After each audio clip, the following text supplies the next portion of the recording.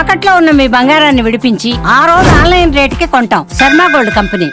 నమస్తే, welcome to Suman TV. నేను మీ journalist వాలి. ఆంధ్రప్రదేశ్లో అరెస్టుల పర్వం అనేది కొనసాగుతూనే ఉంది.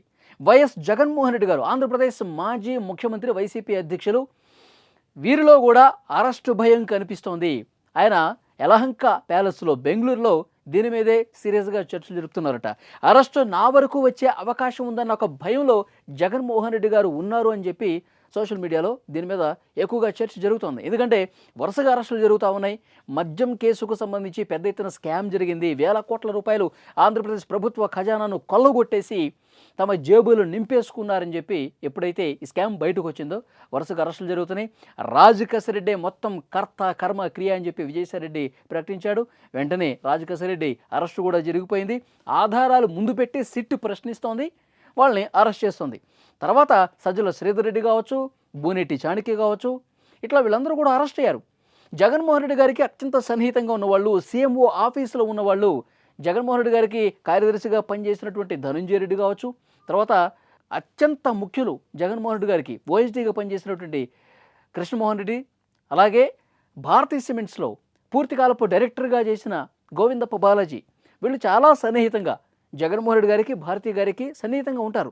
అంటే ఆంధ్రప్రదేశ్ ప్రభుత్వ హయాంలో జరిగినటువంటి అన్ని విషయాలకు సంబంధించి సమగ్రమైనటువంటి సమాచారం, ఏం స్కామ్ జరిగింది, ఎట్లా జరిగింది, ఆ స్కామ్ రూపొందించడం, అంతిమంగా డబ్బులు ఎవరికి వెళ్ళినాయి, ఏ అకౌంట్కి తరలించారు, అన్నీ కూడా వీళ్ళందరికీ బాగా తెలుసు అనమాట.